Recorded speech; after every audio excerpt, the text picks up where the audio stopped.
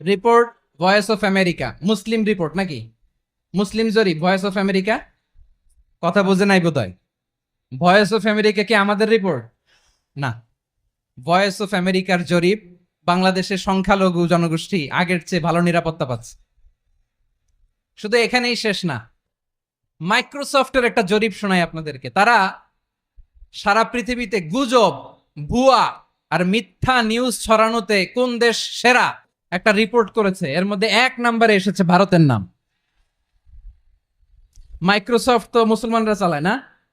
কথা বোঝে নাই বোধহয়।